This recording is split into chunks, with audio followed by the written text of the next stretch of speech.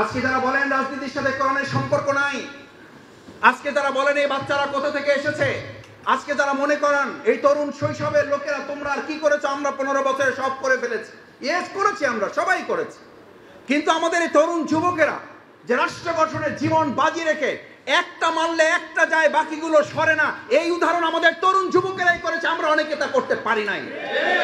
এই যাত্রাবাড়িতে নারায়ে তাকবীর স্লোগানের হয়েছে, গুলি চলেছে, আমরা দাঁড়িয়েছিলাম, আবার এই যাত্রাবাড়ির ভিডিও ক্লিপ এখনো পাওয়া যায়, যারা স্লোগান দিতে দিতে তাদের কর্মীদের রেখে তারা পালিয়ে চলে গেছে। আসসালামু আলাইকুম ওয়া রাহমাতুল্লাহি ওয়া বারাকাতুহু। সম্মানিত সুধী মণ্ডলী, উপস্থিত তরুণ যুবক ভাইরা, আমাদেরকে আল্লাহ তাআলা সৃষ্টি করেছেন, সৃষ্টি করে আমাদের অবকাঠামো সম্পর্কে আজকে যারা আমাদেরকে তারুণ্য যৌবনের একটা পরিচয় আমরা যারা দিতে স্বাচ্ছন্দ্য বোধ করি, আমাদের শুরুটা কি, শুরুটা সম্পর্কে আমাদের একটা ধারণা দেওয়া হয়েছে। অকদ কুনতা মা মাহিনা, আমাদের শুরুটা তারুণ্য দেওয়া হয়নি, যৌবন দেওয়া হয়নি, শৈশব কিংবা কৈশোর দেওয়া হয়নি, একেবারে অপবিত্র অপরিচ্ছন্ন একটা ফোঁটা পানি থেকে আমাদের শুরু। সেখান থেকে বলা হয়েছে ওমান জাআলাকা দামা, তোমাদেরকে কে রক্তে পরিণত করেছে, ওমান জাআলাকা লাহমা, কে তোমাদেরকে মাংসে পরিণত করেছে, ওমান জাআলাকা ইজামা, কে তোমাদেরকে এই সুন্দর তারুণ্যের যৌবনের বার্ধক্যের এই কাঠামোটা কে তোমাদেরকে দিয়েছে। অকাদ কুনতা দাইফা, অথচ তোমরা তো খুব দুর্বল ছিলা। ওমা কুনতা সগীরা, তোমরা তো খুব ছোট ছিলা। ওমা কুনতা জাহিলা, এখন আমরা আরবি বলি, ইংরেজি বলি, উর্দু বলি, বাংলা বলি, ফার্সি বলি, জোরে কথা বলি, চিৎকার করি, অথচ একটা সময় তো তুমি একেবারে অজ্ঞ মূর্খ ছিলা। 2টা বছর তোমার এমন ছিল যে কোনো ভাষাই তুমি জানতে না, কান্নাই ছিল তোমার 2 বছরের ভাষা, 2 বছরের ভাষাই ছিল কি, কান্না। আমরা আজকে যারা এখানে আছি, আবার কিন্তু আল্লাহ আমাদেরকে হায়াত দিলে আমরা আবার বার্ধক্য থেকে শৈশবের এই জায়গায় আমরা আবার শিশুতে পরিণত হব। আবার শিশু হব কিভাবে? শিশু অবস্থায় যেমন আমরা একজনের সহযোগিতা ছাড়া চলতে পারি নাই, আবার আমাদের এমন বার্ধক্য এসে কখনো কখনো উপস্থিত হয় যে আমরা ওই অবস্থাতে আবার কারো সহযোগিতা ছাড়া চলতে পারি না। সুতরাং এই তারুণ্য, এই যৌবন আল্লাহর পক্ষ থেকে জীবনের মধ্যে আর একটা বিরাট নিয়ামত। জীবন একটা নিয়ামত, যৌবন আর একটা নিয়ামত। তাহলে গোটা জীবনের মধ্যে জীবন একটা নিয়ামত, তার মধ্যে যৌবনটা আলাদা নিয়ামত। সুম্মা লাতুসআলুন্না ইয়াওমাইযিন আনিন নাইম, আর আপনাকে প্রত্যেকটা নিয়ামতেরই জবাব সরকারের কাছে, কার কাছে দিতে হবে? কারণ নিয়ামতটা দিয়েছেন কে? আবার দেখেন, নিয়ামতেরই জবাব যে দিতে হবে, এটা শুধু কোরআনের কথা না, এটা হাদিসে উল্লেখ করা আছে যে 5টি প্রশ্নের জবাব না দিয়ে কাল কিয়ামতের দিন বনি আদম, একজন আল্লাহর বান্দা বান্দি, তার পা এক চুল পরিমাণ সামনে আগাতে পারবে না। তার 5টা প্রশ্নের মধ্যে একটা প্রশ্ন দিলেই হয়ে যেত যে তার পুরো জীবনের হিসাব দিতে হবে। কিন্তু মজার ব্যাপার হচ্ছে, খেয়াল করেন, জীবন যেমন একটা নিয়ামত, এর মধ্যে যৌবনকে যেমন আল্লাহ তাআলা আলাদা একটা নিয়ামত হিসেবে দিয়েছেন, ঠিক জবাবের মধ্যেও, প্রশ্নের মধ্যেও আল্লাহ তাআলা পুরো জীবনের হিসাব নেবেন, তার মধ্যে যৌবনের আলাদা করে আবার আল্লাহ তাআলা আমাদের কাছ থেকে হিসাব নেবেন। সুবহানাল্লাহ। তাহলে যৌবনের মর্যাদা, সম্মান যত বেশি, তার দায়িত্ব তত কম। আমাদের সমাজে নিয়মটা কি? যার সম্মান, যার মর্যাদা যত বেশি, তার মর্যাদা সম্মানের আলোকে দায়িত্ব কম না বেশি?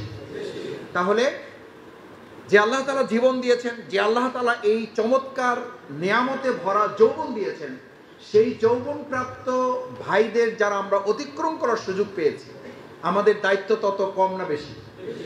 সেই কথাই তো আপনারা স্মরণ করেছেন। সেই কথার প্রমাণিত 2024-এর জুলাই আগস্টে আমাদের তরুণ যুবকেরা রেখেছে। তারা সাহস করে এগিয়ে যাওয়ার কারণে আজকে আমাদের এই প্রিয় মাতৃভূমি বাংলাদেশে আমরা এখানে একত্রে বসে স্বাধীনভাবে আজকে কথা বলার সুযোগ পেয়েছি বলে এই 2024-এর জুলাই আগস্টের গণঅভ্যুত্থানকে শুধু গণঅভ্যুত্থান বলে আমরা শেষ করি নাই, এটার নাম দিয়েছি নতুন দ্বিতীয় আর একটা স্বাধীনতা যুদ্ধ। এবং সেই যুদ্ধে হাত পা হারানো আমাদের এই তরুণ যুবকেরা নতুন স্বাধীনতা যোদ্ধা হিসাবে তাদেরকে আমাদের দেশ অভিহিত করেছে। আল্লাহ তাদের মর্যাদা আরো বৃদ্ধি করে দিন। দুর্ভাগ্যটা কি জানেন? আমি কাউকে খুশি কিংবা কাউকে কটাক্ষ করার জন্য বলছি। আমরা এই বড় মানুষগুলো, আমরা এই বড় দলগুলো, আমরা এই বড় বড় কথা বলাওয়ালা লোকগুলো 15 বছরে 16 বছরে যা করতে পারলাম না, আমাদের এই তরুণ যুবকেরা জীবন বাজি রেখে আমাদেরকে একটা রাস্তা দেখে সামনে হাঁটার সুযোগ করে দিল, বসার সুযোগ করে দিল। এখন আমরা কথায় কথায় তাদেরকে বলে, এই তোমার বয়স কত, তুমি তো বাচ্চা মানুষ, তুমি আমার সামনে কথা বলো। আমাদের জাতির জন্য দুর্ভাগ্য, এই তরুণ যুবকদের অপমান, অসম্মান, অমর্যাদা করলে আমাদের উপর আবার সেই 25 বছরের, আবার সেই 15 বছরের লানত আমাদের উপর এসে যাবে। আমি সতর্ক হতে বলবো আমাকেও। আমি আজকে তরুণ যুবকদের প্রোগ্রাম বলে আমি আপনাদের খুশি করছি না। আমি এই কথা বহুবার বলেছি। গোটা পৃথিবীতে যত জায়গায় যত পরিবর্তন হয়েছে, শুধুমাত্র আমাদের দুনিয়ার বিবেচনায় না, ইসলামের বিবেচনায়। নবী মুহাম্মদ রাসূলুল্লাহ সাল্লাল্লাহু আলাইহি ওয়াসাল্লাম এই তরুণ, এই শৈশব, এই যৌবনে ওই আসার আগেই তিনি সমাজ এবং রাষ্ট্র পরিচালনার জন্য হিলফুল ফুজুল নামক একটা শান্তি সংঘ প্রতিষ্ঠা করে সমাজ এবং রাষ্ট্রের পরিবর্তনের জন্য তিনি ভূমিকা পালন করেছেন। সুতরাং আমরাও ভূমিকা পালন করবো ইনশাআল্লাহ। শুধু তিনি ভূমিকা পালন করেন নাই, এই তারুণ্য, এই যৌবন, এই শৈশবে হযরত আলী রাদিয়াল্লাহু তাআলা রাসূল করিম সাল্লাল্লাহু আলাইহি ওয়াসাল্লামের কাছে গিয়ে তার হাত চিকন, আজকে যাদেরকে বাচ্চা বলে কটাক্ষ করি আমরা, আজকে যাদেরকে জিজ্ঞেস করি তোমার বয়স কত, তোমরা কারা, কোত্থেকে এসেছো, এই প্রশ্ন যারা করি, আমি মনে করি ইতিহাসকে তারা লাঞ্ছিত করেন, ইতিহাসকে তারা অস্বীকার করেন। 2024-এর জুলাই আগস্টের গণ অভ্যুত্থানের তার সাথে তারা বেঈমানি বিশ্বাসঘাতকতা করেন। এটা করা বন্ধ না করলে ইতিহাসের পুনরাবৃত্তি ঘটতে কিন্তু সময় লাগে না। কেন বলছি? আলী রাদিয়াল্লাহু তাআলা কামুজ দুর্গ বিজয়ের জন্য রাসূল করিম সাল্লাল্লাহু আলাইহি ওয়াসাল্লাম সবাইকে যার যা যেভাবে যতটুকু প্রয়োজন ছিল দিয়েছেন। আলী রাদিয়াল্লাহু তাআলা বয়সে ছোট, তার হাতটা একটু চিকন, পাটা একটু চিকন, কিন্তু তিনিও তো রাসূল করিম সাল্লাল্লাহু আলাইহি ওয়াসাল্লামের কাছে এসে বললেন, ইয়া রাসূলুল্লাহ, আমার যা অবস্থান এর আলোকেই ইসলামের জন্য ভূমিকা পালন করার দায়িত্ব আমার উপরে আছে, আমি পালন করতে চাই, যা আছে তাই দিন আমাকে, তাই দিন আমাকে, আমি তাই দিয়ে ভূমিকা পালন করতে চাই। সম্মানিত ভাই এবং বন্ধুগণ, তরুণ যুবক শিক্ষার্থী ভাইয়েরা, আমাদেরকে এটা মাথায় রাখতে হবে, সেই আলী রাদিয়াল্লাহু তাআলা আজকে তারুণ্যের, যৌবনের এই যারা ভূমিকা আমরা 24-এ পালন করেছি, আমাদেরকে এটা প্রথমে মাথায় রাখতে হবে যে ভূমিকা পালন করার শক্তি, সাহস, হিম্মত, বলিষ্ঠতা কোথা থেকে, কে কিভাবে আমাকে দিয়েছে, আমি কিভাবে পেরেছি এটা। আমাকে এটা যদি মাথায় না রাখি, তাহলে আজকে যারা আমাকে বাচ্চা, আজকে যারা আমাকে ছোট ছেলে, আজকে যারা কোত্থেকে এসেছি, তুমি কে, এই পরিচয় যারা জানতে চায়, আমার প্রতিও আমি যেন অবিচার করে না ফেলি যে আমার এই শক্তি, সাহস, হিম্মত, বলিষ্ঠতাটা কোথায় পেয়েছি, তার উৎস সম্পর্কে আমাকে জানতে হবে। এটা আমাকে কে দিয়েছেন? আল্লাহ। কে দিয়েছেন? আল্লাহ। আলী রাদিয়াল্লাহু তাআলা যুদ্ধে গিয়েছেন, কামুজ দুর্গ বিজয় হয়েছে, শত্রু বাহিনীকে পরাজিত করা হয়েছে। যেমন 2024-এর জুলাই আগস্টে আমাদের তরুণেরা, যুবকেরা উই ওয়ান্ট জাস্টিস, নারায়ে তাকবীর, আল্লাহু আকবার স্লোগান দিয়ে আমাদের সেই পরাজিত শক্তিকে পরাজিত করেছে। সেই শক্তি আমাদের উৎস, আধার। আল্লাহ সুবহানাহু ওয়া তাআলা আমাদেরকে স্মরণে রাখতে হবে যে আলী রাদিয়াল্লাহু তাআলা যখন যুদ্ধ বিজয় করে এসেছেন, রাসূল করিম সাল্লাল্লাহু আলাইহি ওয়াসাল্লামকে বলেন, ইয়া রাসূলুল্লাহ, আমাদেরকে আল্লাহ তাআলা এই যুদ্ধে বিজয় দিয়েছেন, আমরা লড়াই করেছি, শত্রুপক্ষকে আমরা আঘাতের পর আঘাত এনেছি। বলেন তোমার কাছে তো কিছুই ছিল না। বলছি, ইয়া রাসূলুল্লাহ, যা সামান্য কিছু ছিল, একটা খাজুরের ডগা ছিল, ওটা দিয়ে আমি আঘাত এনেছি, ওটা দিয়ে শত্রুপক্ষকে আমি ঘায়েল করার চেষ্টা করেছি। আমি সাহস এবং হিম্মতে আল্লাহর উপরে ভরসা করে কামুজ দুর্গের ভিতরে গিয়ে ঢুকেছি। দুর্গের ভিতরে ঢুকে সেখানে শত্রুপক্ষ মুক্ত করে ওই দুর্গ থেকে আমি একটা কপাট ছিঁড়ে নিয়ে এসে ওই কপাটটা হাতে নিয়ে পরবর্তীতে আমি আবার প্রতিপক্ষকে আমি লড়াই করার চেষ্টা করে তাদেরকে পরাজিত করতে চেষ্টা করেছি। রাসূল করিম সাল্লাল্লাহু আলাইহি ওয়াসাল্লাম কামুজ দুর্গের কপাট ছিঁড়ে সেটা দিয়ে লড়াই করাটাকে কিছুটা বিস্ময়কর মনে করলেন। তিনি অবিশ্বাস করেন নাই, কিন্তু এটা জাতির কাছে, ইতিহাসের কাছে স্মরণে রাখার জন্য, প্রমাণে রাখার জন্য, কেউ যাতে মনে না করে যে মানুষ তার শক্তির বলেই সমস্ত উত্থান পতন করে, মূলত সমস্ত উত্থান পতনের মালিক কে? আল্লাহ। এটা যদি আমরা ভুলে যাই, তাহলে আল্লাহ সুবহানাহু ওয়া তাআলা পরিষ্কার বর্ণনা আছে, তিলকাল আইয়ামু নুদাবিলুহা বাইনান নাস, তোমাদের মধ্যে ভালো মন্দ, তোমাদের মধ্যে উত্থান পতন, তোমাদের মধ্যে জোয়ার ভাটা, তোমাদের মধ্যে ন্যায় অন্যায়, তোমাদের মধ্যে রাত দিনের, তোমাদের মধ্যে এই জালিম এবং জুলুমের তোমাদের মধ্যে মুজলিম এবং মজলুমের এই যে উত্থান পতন ঘটনার প্রক্রিয়াটা এটা কার হাতে? আল্লাহ সুবহানাহু ওয়া তাআলার হাতে। আলী রাদিয়াল্লাহু তাআলা বললেন, ইয়া রাসূলুল্লাহ, আমি সেই কপাট ছিঁড়ে নিয়ে এসে লড়াই করেছি, এমন ভাবে একজনকে আঘাত করেছি যে দ্বিখণ্ডিত হয়ে আমার সেই জানালাটা মাটির নিচে কি হয়ে গেছে, মাটির নিচে ঢেকে গেছে। বলছে তাই নাকি? রাসূল করিম সাল্লাল্লাহু আলাইহি ওয়াসাল্লামের প্রশ্নে আলী রাদিয়াল্লাহু কিছুটা বিস্মিত হলেন যে রাসূল সাল্লাল্লাহু আলাইহি ওয়াসাল্লাম কি তাহলে আমাকে বিশ্বাস করেন না? রাসূল করিম সাল্লাল্লাহু আলাইহি ওয়াসাল্লাম মৃদু হেসে দিয়ে বলে দিলেন, আমি তোমাকে বিশ্বাস করি, তোমার তারুণ্য, তোমার যৌবন, তোমার শৈশবের শক্তি নিশ্চয়ই এটা করেছে, কিন্তু তোমাকে আরেকটা জিনিস মনে রাখতে হবে, সেটার জন্য চলো ওখানে যাই। গিয়েছেন। আলী রাদিয়াল্লাহু তাআলা বললেন, ইয়া রাসূলুল্লাহ, এই যে দেখেন কপাটটা পড়ে আছে। রাসূল করিম সাল্লাল্লাহু আলাইহি ওয়াসাল্লাম বললেন, আচ্ছা ঠিক আছে, এটা তোলো একটু। তো তোলো মানে রাসূল সাল্লাল্লাহু আলাইহি ওয়াসাল্লাম প্রমাণ করতে চান নাই, প্রমাণ করতে চেয়েছেন শক্তি না, প্রমাণ করতে চেয়েছেন এই শক্তির পিছনে আরেকটা শক্তি আছে। সেই শক্তিটা কার? কার সেই শক্তি? এই শক্তির সাথে যদি আমার সম্পর্ক না থাকে, এই শক্তির সাথে যদি এই তরুণের সম্পর্ক না থাকে, এই শক্তির সাথে যদি আজকে এই যুবকদের সম্পর্ক না থাকে, এই শক্তির সাথে যদি আজকে আমাদের রাজনৈতিক দলের সম্পর্ক না থাকে, এই শক্তির সাথে যদি বাংলাদেশের সম্পর্ক না থাকে, বাংলাদেশকে অর্থনীতি, রাজনীতি, সমাজনীতি, সংস্কৃতি কোন দিক থেকে সংস্কার করে আপনি বাংলাদেশকে এগিয়ে নিতে পারবেন না। সুতরাং যারাই বলেন রাজনীতির সাথে কোরআনের, ইসলামের, আল্লাহ প্রদত্ত বিধানের সম্পর্ক নাই, তাদের এই বক্তব্য দিয়ে দেশ এবং জাতির কোনো পরিবর্তন হতে পারে না। পারে যে না। আলী রাদিয়াল্লাহু তাআলা এটা প্রমাণ করার জন্য রাসূল সাল্লাল্লাহু আলাইহি ওয়াসাল্লাম বললেন, তোমার জানালাটা তোলো। আজকে যারা বলেন রাজনীতির সাথে কোরআনের সম্পর্ক নাই, আজকে যারা বলেন এই বাচ্চারা কোথা থেকে এসেছে, আজকে যারা মনে করেন এই তরুণ শৈশবের লোকেরা তোমরা আর কি করেছো, আমরা 15 বছরে সব করে ফেলেছি। ইয়েস, করেছি, আমরা সবাই করেছি।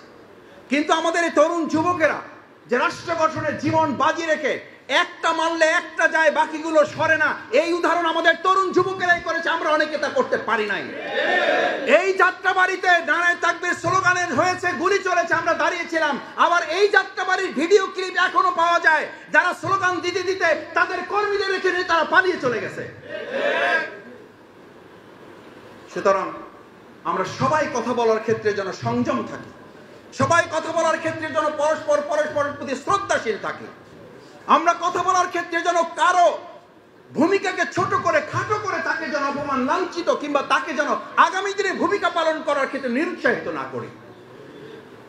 রাসূল করিম সাল্লাল্লাহু আলাইহি ওয়াসাল্লাম আলী রাদিয়াল্লাহু তাআলা আনহুকে বললেন, উঠাও। আলী রাদিয়াল্লাহু তাআলা ভাবলেন, যেটা দিয়ে যুদ্ধ করছি, যেটা দিয়ে লড়াই করলাম, সেটা তুলতে তো আমার 2 হাত লাগার কথা না, 1 হাতই যথেষ্ট। 1 হাত দিয়ে নাড়াচাড়া করার চেষ্টা করলেন, নাড়াতে পারলেন না, কিছুটা লজ্জিত হলেন। রাসূল করিম সাল্লাল্লাহু আলাইহি ওয়াসাল্লাম তো কাউকে ছোট করার জন্য তিনি পরিকল্পনা করতে পারেন না। এটা রাসূল করিম সাল্লাল্লাহু আলাইহি ওয়াসাল্লামের সুন্নাহ। এই সুন্নাহ আমাদের রাজনীতিবিদদের মাথায় রাখতে হবে, এই সুন্নাহ আমাদের অভিভাবকদের মাথায় রাখতে হবে, এই সুন্নাহ আমাদের শিক্ষক হিসেবে মাথায় রাখতে হবে, এই সুন্নাহ আমাদের মুরব্বীদের মাথায় রাখতে হবে, বাবারা মাথায় রাখতে হবে যে সন্তানকে ছোট করে বাবা কখনো বড় হতে পারেন না। রাসূল করিম সাল্লাল্লাহু আলাইহি ওয়াসাল্লাম মৃদু হেসে দিয়ে বললেন, কোনো অসুবিধা নাই, তুমি 2 হাত দিয়ে চেষ্টা করো। কারণ জানেন, রাসূল করিম সাল্লাল্লাহু আলাইহি ওয়াসাল্লাম জানেন যে 2 হাত দিয়ে চেষ্টা করো সেটা তুলতে পারবে না। বললেন, তুমি 2 হাত দিয়ে চেষ্টা করো। 2 হাত দিয়ে চেষ্টা করেছে, তুলতে পারলেন না। আলী রাদিয়াল্লাহু তাআলা এবার একটু চ্যালেঞ্জ নেওয়ার মতো, যে এবার তো আমি আসলে মিথ্যা প্রমাণিত হতে যাচ্ছি, যে আমি লড়াই করেছি এটা নিয়ে, অথচ এটা এখন তুলতেই পারছি না। আমি রাসূল করিম সাল্লাল্লাহু আলাইহি ওয়াসাল্লামের সাথে শর্মিন্দা হচ্ছি, লজ্জিত হচ্ছি। আলী রাদিয়াল্লাহু তাআলা তার যা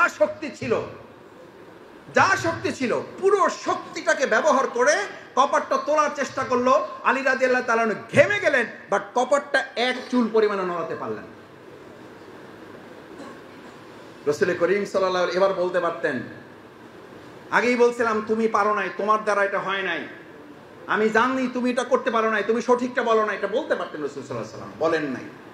রাসূল সাল্লাল্লাহু আলাইহি ওয়াসাল্লাম ওই তরুণ, ওই যুবক, ওই শৈশবের আলী রাদিয়াল্লাহু তাআলা আনহুকে জড়িয়ে ধরে আদর, স্নেহ, ভালোবাসা, উৎসাহ, অনুপ্রেরণা দিয়ে বললেন, আলী তুমি যেটা করেছো ওটা আমি প্রথম বলাতে আমি বিশ্বাস করেছি, কিন্তু তোমার মাথায় আমি একটা জিনিস দেওয়ার মধ্য দিয়ে গোটা বিশ্ববাসীর ভবিষ্যৎকে একটা আগাম বার্তা দিতে চেয়েছি। তোমার এই শক্তির কোনো কুলকিনারা নাই যদি তোমার শক্তির সাথে মহান আল্লাহর শক্তির সম্পর্ক তৈরি না হয়। আজ তরুণ যুবকদের একটা আহ্বান জানিয়ে যাই, আপনি সংস্কার করবেন অথবা আমরা সংস্কার করব, গোটা সংস্কারের সাথে যদি আল্লাহ রাসূল সাল্লাল্লাহু আলাইহি ওয়াসাল্লামের দেয়া বিধানের এই শক্তির সাথে বাংলাদেশকেও আলী রাদিয়াল্লাহু তাআলার মতো আমরা সম্পর্ক তৈরি করতে না পারি, এই বাংলাদেশকে কোনো সংস্কার করে পরিবর্তন করা যাবে না। সুতরাং তরুণ আর যুবক ভাইদের শৈশব কৈশোরের সাথে গার্ডিয়ান হিসাবে ভূমিকা পালন করার সাথে যারা এখানে আমাদের মুরব্বীরা এসেছেন, আমি আপনাদের প্রথমে আহ্বান জানাতে চাই, আসুন আমাদের তরুণ এবং যুবকদেরকে উৎসাহিত অনুপ্রাণিত করার অংশ হিসাবে তাদের সমস্ত ভূমিকার স্বীকৃতি দেওয়া, তাদেরকে এটা মনে করিয়ে দেওয়া, তোমার সমস্ত শক্তির, আমার সমস্ত শক্তির মূল কেন্দ্রবিন্দু আমি নই, কে? আল্লাহ সুবহানাহু ওয়া তাআলা। দ্বিতীয় কথা হচ্ছে, সম্মানিত ভাই এবং বন্ধুগণ, সুধী মণ্ডলী, আমি আপনাদের কষ্ট বাড়াবো না। আপনারা কষ্ট করে এখানে বসে আছেন শুনে আমি ওখানকার প্রোগ্রাম সংক্ষিপ্ত করে আমি আপনাদের কাছে এসেছি শুধুমাত্র আপনাদেরকে সালাম দেওয়া, আপনাদেরকে একটু দোয়া নেওয়া এবং আপনাদেরকে একটু দেখে যাওয়ার জন্য। কারণ বহুদিন আপনাদের সাথে এভাবে খোলামেলা বসার সুযোগ আমাদের হয় নাই। আমি আপনাদের প্রতি কৃতজ্ঞ, আমি আপনাদের অভিনন্দন জানাই, আপনাদের জন্য আল্লাহর কাছে বিশেষভাবে অন্তর থেকে দোয়া করি, আল্লাহ আপনাদের শুরু থেকে এখন পর্যন্ত বসে থাকা সময়টুকু কাল কিয়ামতের দিন এটাকে কবুল করে আমাদের জান্নাতে যাওয়ার উসিলা হিসেবে আপনি কবুল করেন। দ্বিতীয় যে কথাটি আমি আপনাদেরকে বলতে চেয়েছিলাম, সম্মানিত সুধী মণ্ডলী, ভাই বন্ধুগণ, আমার তরুণ এবং যুবকেরা, আমাদের এই প্রিয় মাতৃভূমি বাংলাদেশ, এটাকে গড়ার জন্য আমাদের ভূমিকাটা কি হবে? আমি সবসময় একটা কথা বলে থাকি, আমাদের এই দেশ এবং রাষ্ট্র, এই 56,000 বর্গ মাইল, এটা পরিবর্তন যদি তরুণেরা যুবকেরা করতে চায়, তাহলে তরুণ এবং যুবকদেরকে ওই 15 দিনে যারা তারা তাদের আগের নিয়ন্ত্রণ নিয়েছে, তারপরে তারা 56,000 বর্গ মাইলকে নিয়ন্ত্রণ করতে পেরেছে। আমি তরুণ যুবকদের কাছে অনুরোধ জানাতে চাই, এই মিডিয়ার মাধ্যমে, এই সামাজিক যোগাযোগের মাধ্যমে, এই এখানে কয়েকশো আমাদের সম্মানিত সুধী মণ্ডলের মাধ্যমে, যদি সেদিন আপনারা আপনাদের নিয়ন্ত্রণ করে গুলির মুখে জীবন দেব, তবু আমরা নতি স্বীকার করব না। আমাদেরকে যদি আজ সিদ্ধান্ত নেই যে আমরা আমাদের জীবন পরিবর্তন করব, তারপরে আমাদের 56,000 বর্গ মাইল আমরা পরিবর্তন করতে বাধ্য করব, তাহলে ওই 15 দিন আপনারা যেমন সিদ্ধান্ত নিয়ে আমাদের জীবন পরিবর্তনে সফল হয়েছেন, জমিন পরিবর্তন আল্লাহ একটা উদাহরণ হিসাবে বিজয় দিয়েছে, আমরাও যদি আমাদের আজকের জীবন পরিবর্তনের সিদ্ধান্ত নিতে পারি, তাহলে আমাদের এই জমিন পরিবর্তন কে করে দিবেন? আল্লাহ করে। তাহলে আগে জমিন না আগে জীবন? আগে কি পরিবর্তন? রাসূল করিম সাল্লাল্লাহু আলাইহি ওয়াসাল্লাম আগে সোনার মদিনা করেছেন না আগে সোনার মানুষ করেছেন? আগে হযরত ওমর ফারুক রাদিয়াল্লাহু তাআলা কোরআনের মাধ্যমে পরিবর্তন হয়েছে নাকি মানুষের তৈরি করা চিন্তা, দর্শন, মতমারবাদ দর্শনের চিন্তার মাধ্যমে, মতের মাধ্যমে, নাকি কোরআনের মাধ্যমে? কোরআনের মাধ্যমে। সেই কোরআন তো আমাদের কাছে আছে না নাই? আছে। তাহলে আমাদের সংস্কারের জন্য যত কথাই আমরা সংস্কার বলি না কেন, আমরা তো এখন কিছুটা কোনো ক্ষেত্রে একটু হতাশ হয়ে পড়ছি যে ভাই, তাহলে বিগত 2024-এর 5ই আগস্টের আগের পরিস্থিতির এখন পরিস্থিতির মধ্যে তো তেমন কোনো পার্থক্য লক্ষ্য করছি না, যা ছিল আবার সেই একই পরিস্থিতি। তার মানে মানুষের তৈরি করা তন্ত্র মন্ত্র, মতবাদ এবং চিন্তা দর্শন দিয়ে মানুষকে পরিচালনা করবে, এই চিন্তা থেকে বের হতে না পারলে সোনার মদিনার জন্য যেমন সোনার মানুষ কিছু হয়েছিল কোরআনের মাধ্যমে, আমাদের বাংলাদেশকেও তো আমরা সোনার বাংলা করতে চাই। কি বাংলা? তাহলে সোনার মদিনা আগে হয়েছে না সোনার মানুষ আগে হয়েছে? আমাদের সোনার বাংলাকে সংস্কারের প্রথম ধাপ যদি আপনি টার্গেট করেন, তাহলে আগে সোনার বাংলা হবে না আগে সোনার মানুষ হবে? কিন্তু আমরা টার্গেট করছি কি? আগে টার্গেট করছি কি? সোনার বাংলা হোক, তারপর আমরা ঠিক হয়ে যাব। অনেকে বলে যে ভাই আমি পরিস্থিতির শিকার। কিসের শিকার? পরিস্থিতির শিকার। আপনি তরুণ, আপনি যুবক, আপনি সংস্কার করবেন, আপনি তরুণ যুবকদের অভিভাবক, আপনি দেশটা সংস্কার হোক এটা চান, আপনি পরিস্থিতির শিকার হবেন কেন? আপনি চাঁদা, আমাকে বলে মাসুদ ভাই চাঁদা বন্ধ হওয়া দরকার, আমি বলি আপনি দিচ্ছেন কয়? হ্যাঁ দিয়ে দিচ্ছি।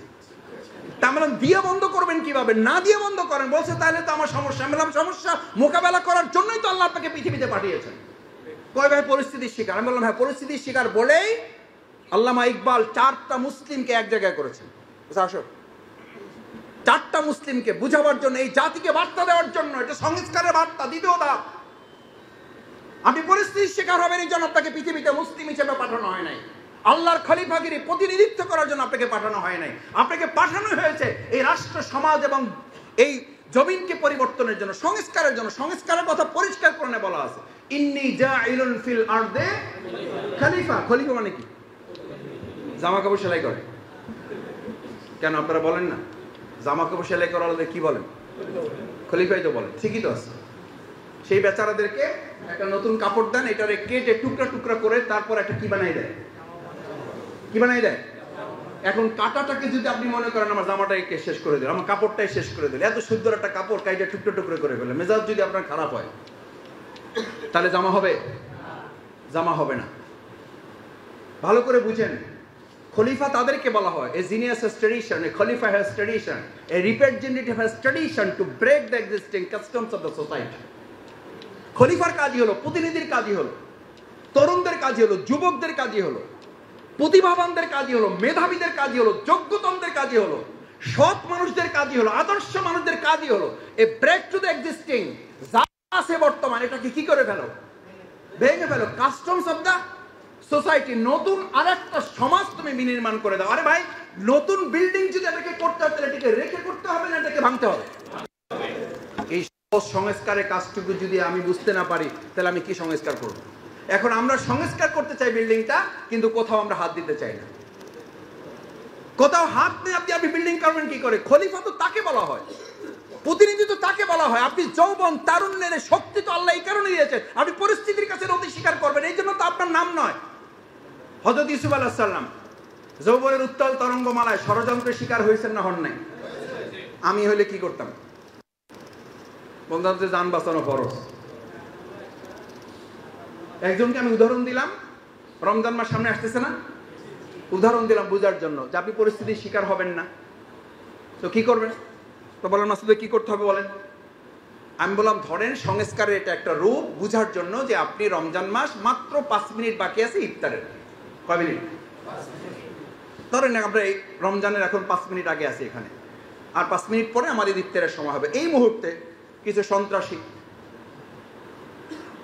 কিছু কিশোর গ্যাং অথবা প্রশাসনের কতিপয় দুষ্কৃতিকারীরা বন্দুক টন্দুক নিয়ে আমাদেরকে ঘিরে ফেলে সামনে এসে বুকে বন্দুক তাক করে বললো যে 5 মিনিট আছে না 7 মিনিট আছে এটা জানার দরকার নাই, হয় গুলি খাবেন না হলে ইফতার খাবেন। কয় মিনিট আছে? এখন আপনাকে প্রস্তাব দিল কয়টা? কি খাবেন? হয় গুলি। তা আপনি বলবেন যে ভাই আমি এটা বলার সাথে সাথে কয় মাসুদ আমার একটা বুদ্ধি আসছে মাথায়। এরকম পরিস্থিতি যখন হবে আমি সেই লোককে বলবো যে ভাই আপনি গুলি নামান, কারণ আমি এখন ইফতার খাবো এই কারণে যে আমার বাকি 29টা রোজা রাখার স্বার্থে আমার বেঁচে থাকাটা খুবই জরুরি। কয়টা রোজা রাখার স্বার্থে? 29টা রোজা রাখার স্বার্থে তার বেঁচে থাকাটা খুবই জরুরি, এই কারণে সে এখন রোজা কি করবে? জায়েজ আছে না? এটা আসতে কইলেন কেন? তার মানে ভাঙার পক্ষে আপনারা? কেন? যুক্তিটা তো খারাপ না। এই যে আমার শ্রদ্ধা আব্দুল জব্বার ভাই আছে, মাওলানা জাকির ভাই আছে, আর ওলামায়ে কেরামগণ আছে, বেঁচে থাকার স্বার্থে ওই 29টা রোজার স্বার্থে আপনি যুক্তি দিলেন যে ভাই আমি 29টা রোজার স্বার্থে আমার বেঁচে থাকা জরুরি, আপনি বন্দুক নামান, কারণ এখনই এক রোজা রাখতে গিয়া আমি কয়টা রোজা হারাবো। সুতরাং আমি কি করতে চাই? বাঁচতে চাই এবং রোজা গুলি খাইতে চাই না কি খাইতে চাই? এটা জায়েজ আছে তো? নাই। এইটার জন্য কি কামেল পাস করা লাগবে?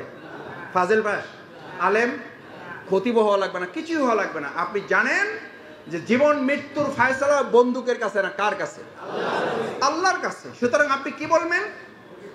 আপনি এরকম গুলি কেন? আপনি সব করতে পারেন, আপনি কিছুই করতে পারবেন না।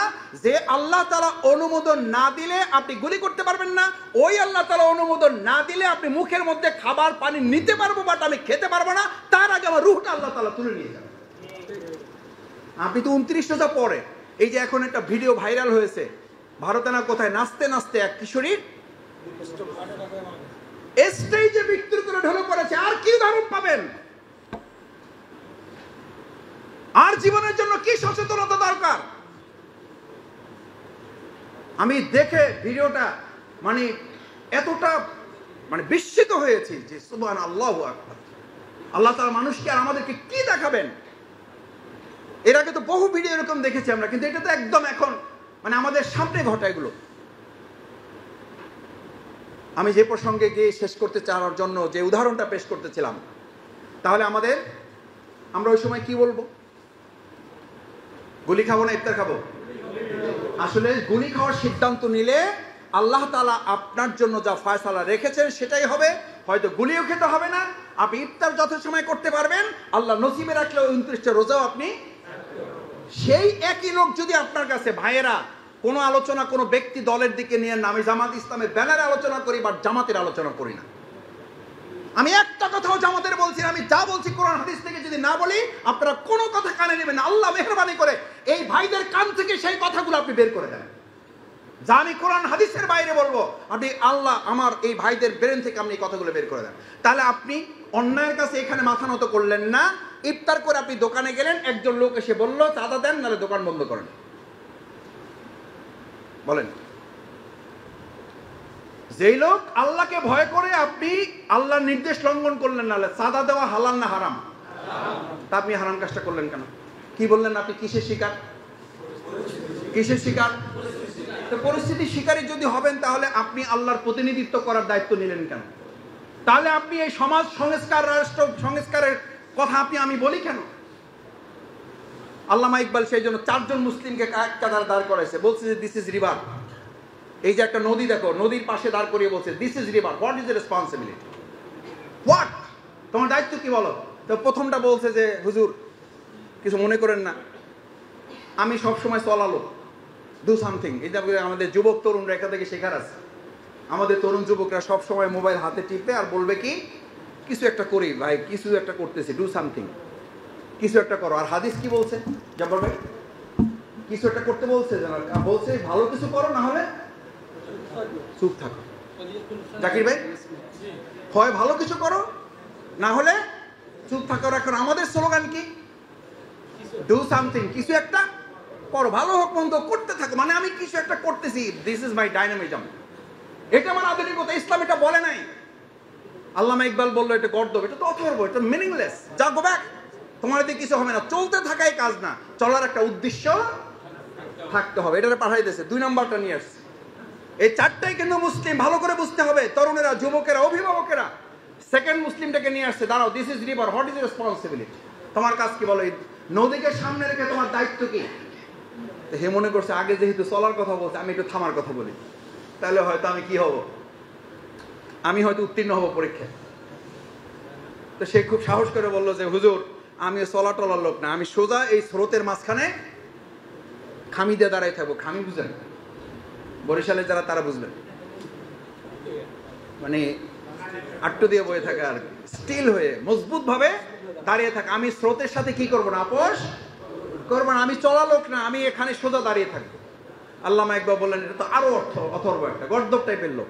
কারণ স্রোতের সাথে দাঁড়িয়ে থাকা মানে হলো কিছুক্ষণ লড়াই করার পর সে দুর্বল হয়ে যাবে এবং স্রোতের সাথে আপোষ করতে বাধ্য হবে। নদীতে খালে যারা গোসল করেছেন, উল্টা দিকে যাওয়ার জন্য কত সিদ্ধান্ত নিয়ে জীবনে যে ডুব দিচ্ছেন, শেষে মাথা উঠে দেখছেন যেখান থেকে ডুব দিচ্ছেন তার থেকে 1 হাত আগাইছেন না পিছাইছেন। এটা স্রোতের বৈশিষ্ট্য। আল্লামা ইকবাল বলেন তুমি যাও, তোমার দিয়ে কোনো কাম হবে না, তুমি তো এটা আগেরটা আসছে, তুমি আর এক গ্রেডের গর্দ। 3 নম্বরটা মনে করছি কি যে বলা যায়, কি বললে আমি বাঁচতে পারবো। 3 নম্বরটা আসছে, হেতে এসে খুব সাহসের সাথে বলছে আমি চলবো না, আমি দাঁড়ায়ও থাকবো না, আমি স্রোতের সাথে উল্টা দিকে চলবো। আল্লামা ইকবাল বললেন যে সর্বনাশ, তো পুরো মাথা খারাপ একটা লোক। মুসলিম এত মাথা খারাপ হইতে পারে? আমাদের মধ্যে এরকম মাথা খারাপ হলো তরুণ যুবক, মাথা খারাপ হওয়া যাবে না, হোমিজিক্যাল হওয়া যাবে না। মাথা গরম করে সিদ্ধান্ত নিয়ে সব করে ফেলবো, উল্টাই দেবো, এই চিন্তা করা মানে একটা বোকামির জিন্দেগি। আল্লামা ইকবাল সেই উদাহরণটা পেশ করলেন, বললেন নো, তুমি এটা করতে পারো না। স্রোতের বিপরীতে চলার সিদ্ধান্ত তোমার জন্য সব সময় কাঙ্ক্ষিত নয়, তুমি এটা পারবে না। বললো যে হুজুর তাহলে মাফ করে দেন, গেলাম, কি আর করবো। চতুর্থটা আসছে, মনে করলো যে কি আর করবো, একটা তো বলতে তো হবে। এই যে খুব বুদ্ধি করে বলছে তা না, মনে করছে চলাও যাচ্ছে না, থাইমেও থাকা যাচ্ছে না, আবার উল্টা দিকে গেলে তাও বোকামি হচ্ছে, তাহলে করবোটা কি? সে একটু সাহস হিম্মতকে দাঁড়াইয়া মজবুতির সাথে বললো যে হুজুর আমি একটা কথা বলি, আমি পারবো না জানি না, আমার উত্তরটা হইতেও পারে নাও হইতে পারে, আপনার পছন্দের জন্য বলছি না, আমার মাথায় সেই জন্য বললাম, আমি চলবো না, দাঁড়াই থাকবো না, স্রোতের উল্টা গতিতে আমি মাথা গরম করে চলে নির্বুদ্ধিতার পরিচয় দেবো না, আমি চেষ্টা করব স্রোতের গতিটাকেই পাল্টে দেওয়ার জন্য। সুবহানাল্লাহ। সংস্কারের দায়িত্ব কর্তব্য যুবকদের, তরুণদের, অভিভাবকদের। আজকে স্রোত যেদিকে চলছে এদিকে চলাটা খুব বুদ্ধিমানের কাজ না। এটার জন্য কোনো শক্তি লাগে না, এটার জন্য কোনো মেধা লাগে না, এটার জন্য যোগ্যতা লাগে না, চরিত্র লাগে না, আদর্শ লাগে না। আর বাংলাদেশের এই বর্তমান চলমান স্রোতের গতিটাকে উল্টে দিয়ে আমরা আল্লাহ আল্লাহ রসুলের সুন্দর একটা গতি বাংলাদেশে নিয়ে আসতে চাই। রাজি আছি ইনশাআল্লাহ? ইনশাআল্লাহ রাজি আছেন? এটার নাম সংস্কার। এটার নাম সংস্কার। সংস্কার করতে গেলে সামনে বহু অন্ধকার দেখা যায়। ইউসুফ আলাইহিস সালাম এরকম অন্ধকার দেখেছিলেন। কয়টা দরজা বন্ধ ছিল? কয়টা বন্ধ ছিল? 7টা দরজা বন্ধ। এটা জানার পরেও তিনি মনে করেছিলেন সংস্কারে, পরিবর্তনে, আত্মসমর্পণ না করে পরিস্থিতির শিকার হওয়া এই কথা মুসলিমের নয়, এই কথা আল্লাহর বান্দার নয়, এই কথা তরুণের নয়, যুবকের নয়, শৈশবে কৈশোরে উত্তীর্ণ লোকদের এই কথা হতে পারে না। আমি পরিস্থিতির শিকার। তারা বলবে 7টা দরজা বন্ধ ঠিকই আছে, ওই দরজার পর্যন্ত যাওয়ার যতটুকু জায়গা ওইটুকু সামর্থ্য আল্লাহ আমাকে দিয়েছেন, আমি ওই সামর্থ্যটুকু শেষ করব, তারপরের জায়গাটুকু খুলে দেওয়ার দায়িত্ব কার? আপনি আপনাকে সংস্কার করার দায়িত্ব নিন। 3.5 হাত বড় সংস্কারের দায়িত্ব আপনি নিন। আমি আপনাকে কথা দিচ্ছি আল্লাহ আল্লাহ রসুল সাল্লাল্লাহু আলাইহি ওয়াসাল্লামের বক্তব্য অনুযায়ী আপনি 3.5 হাতের সংস্কারের সিদ্ধান্ত নিন। তরুণেরা, যুবকেরা আজকে এই সিদ্ধান্তটিকে নাকি বাড়ি ফেরাও। আমি আস্থার সাথে বলছি আল্লাহ 56,000 বর্গ মাইলকে সংস্কার করে দেবেন। আমাদের দায়িত্ব কতটুকু? আমাদের কতটুকু? এই 3.5 হাতের মালিক আপনি আছেন না নাই? এইটুকুকে সংস্কার করেন না আগে। এইটুকু সংস্কার করা সহজ? এইটুকু সংস্কার করা কঠিন নাকি 56,000 কঠিন? তাহলে 3.5 হাত অপেক্ষাকৃত 56,000-এর চেয়ে সহজ তো নাকি? সহজ। কিন্তু রাসূল করিম সাল্লাল্লাহু আলাইহি ওয়াসাল্লাম 56,000-এর চেয়ে 3.5 হাতকে সংস্কার করাটাকেই কি বলেছেন? সমস্ত যুদ্ধ শেষ করে এসে বলেছেন এবার যুদ্ধটা কার সাথে? এবার যুদ্ধটা কার সাথে? আমার তরুণেরা, আমার যুবকেরা শুধু নয়, প্রত্যেকে এখানে যারা মুরব্বী আমি সহ আমরা আছি, প্রত্যেকে মাথায় নিয়ে যান। রাসূল করিম সাল্লাল্লাহু আলাইহি ওয়াসাল্লাম বদর শেষ করেছেন, উহুদ শেষ করেছেন, খন্দক শেষ করেছেন, আহজাব শেষ করেছেন। এবার সাহাবীদেরকে নির্দেশ দিচ্ছেন এবার বড় যুদ্ধের জন্য প্রস্তুতি গ্রহণ করো। সাহাবা আজমান কিরামগণ আমাদের মতো হইলে তো মাথা নিচের দিকে ঝুঁকায় বলতে আবার যুদ্ধ, আহা রে। আর তারা উঠে কিতাবুল মাগাজি যুদ্ধের বর্ণনায় পাওয়া যায়, উঠে তারা পরস্পরে কোলাকুলি করা, ঈদ মোবারক মতো ঈদের আনন্দ তৈরি হয়ে গেল। আবার কিসের ঘোষণা? আরে কপাল পোড়া তরুণ যুবকেরা, আজকে ভালো করে শুনে রাখো, যে মুসলিমরা এক সময় যুদ্ধকে তাদের বাসর রাত মনে করত, সেই যুবকেরা গোটা পৃথিবী শাসন করত। আর আজ যারা যুদ্ধের ময়দান ছেড়ে বাসর রাতকে বেছে নিয়েছে, আমাদের নাকে রশি লাগিয়ে পৃথিবী আজ ঘুরিয়ে বেড়াচ্ছে। আমাদের যদি মুক্তি পেতে হয়, আবার বাসর রাত ছেড়ে যুদ্ধের ময়দান কি বাসর রাত করে আমাদের বেছে নিতে হবে। এটা আমার কথা নয়, এটা জঙ্গি কথা নয়, এটা মুসলিমদের বৈশিষ্ট্য, এটা ইমানদারদের তরুণ যুবকদের একটা বৈশিষ্ট্য। 17 জন তরুণ যুবকেরা এই বাংলাকে স্বাধীন মুক্ত করেছে। কতজন? আর আমরা তো এখানে তার চেয়ে অনেক বেশি দরকার হয় না সংস্কারের জন্য, রাষ্ট্র কাঠামো পরিবর্তনের জন্য। কবি নজরুলের সেই জন্য খুব চমৎকার একটা সুন্দর কবিতার লাইন আছে, যুগ জামানা বদলে দিতে চায় না অনেকজন, এক মানুষই আনতে পারে জাতির জাগরণ। আমার তরুণেরা যারা ফুল দিয়েছ, আমার যুবকেরা যারা ফুল দিয়েছেন, আমি আপনাদেরকে আজকে আহ্বান দিয়ে যাচ্ছি।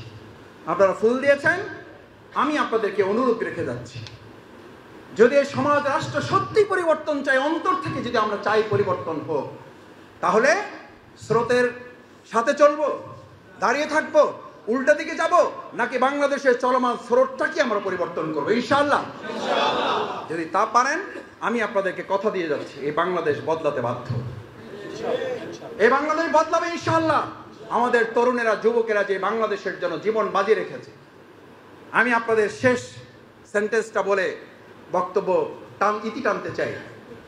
যেই যাত্রাবাড়ি থেকে সব দিক থেকে যখন আসার আর কোনো আলো ছিল না, আপনাদের প্রত্যেকের মনে আছে, গোটা বাংলাদেশে আর যখন কোনো আশার আলো ছিল না, তখন এই যাত্রাবাড়ির এই অঞ্চলের ভাইয়েরা আপনারা জীবন বাজি রেখে গোটা বিশ্বকে জানিয়ে দিয়েছিলেন গোটা বাংলাদেশ একদিকে, এই যাত্রাবাড়ির রাস্তা বিচ্ছিন্ন করে বাংলাদেশকে আমরা আরেকদিকে নিয়ে যাবই ইনশাআল্লাহ। যাত্রাবাড়ি সেই দিন আপনারা যেভাবে জীবন বাজি রেখে বাংলাদেশকে তার আসল গতিপথের দিকে নিয়ে গিয়েছিলেন, আপনাদের রক্তের কসম, আমাদের সেই শহীদদের কসম, আমাদের সেই হাত হারা ভাইয়ের কসম, আমার সেই চোখ হারা ভাইয়ের কসম, আপনাকে তার দিকে তাকিয়ে বাংলাদেশের বর্তমান প্রচলিত স্রোতের গতিটাকেও আমরা পাল্টে দিয়ে বাংলাদেশকে তার আসল পথের দিকে আমরা ধাবিত করবো ইনশাআল্লাহ। এই হবে আজকের সংস্কারের মূল স্লোগান। তাহলেই আমরা একটা সুন্দর বাংলাদেশ পাবো ইনশাআল্লাহ। সেই প্রত্যাশা ব্যক্ত করে আমার কথা যদি কেউ সত্যি কষ্ট পেয়ে থাকেন, একেবারে না বুঝি বলেছে, সেটা একেবারে অসচেতনতার কারণে বলেছি, অনিচ্ছাকৃতভাবে শব্দটা ব্যবহার করেছি, আল্লাহর রাস্তায় ক্ষমা সুন্দর দৃষ্টিতে দেখবেন। কারণ আমি জানি এখানে শুধু জামাতের লোকের আসেন নাই, আমি জানি এখানে শুধু রাজনৈতিক দলের লোকের আসেন নাই, বিভিন্ন মত এবং পথের মানুষেরা যারা সুন্দর একটা বাংলাদেশ দেখতে চান তারা এসেছেন। সুতরাং কোনো কথায় যদি আঘাত পেয়ে থাকেন, আমি কোনো ব্যক্তি বা দলকে টার্গেট করে কোনো কথা বলার চেষ্টা করিনি। আমি কথা বলার চেষ্টা করেছি আমার প্রিয় মাতৃভূমি বাংলাদেশকে টার্গেট করে, আমার দেশের সম্মানিত নাগরিকদের টার্গেট করে, আমার সেই যাত্রাবাড়ি অঞ্চলের মর্যাদাবান মানুষদেরকে টার্গেট করে, যারা সেদিন জীবনের ঝুঁকি নিয়ে বাংলাদেশের গতিটাকে পরিবর্তন করেছেন। আজ ঐতিহাসিক এই মুহূর্তে আপনারা আরেকবার ঝুঁকি নিয়ে বাংলাদেশকে তার আসল পথের দিকে আমরা ধাবিত করব ইনশাআল্লাহ। সেই প্রত্যাশা ব্যক্ত করে আবারও সবাইকে ধন্যবাদ এবং কৃতজ্ঞতা জানিয়ে আমার কথা শেষ করছি। আল্লাহ হাফেজ। বাংলাদেশ জিন্দাবাদ।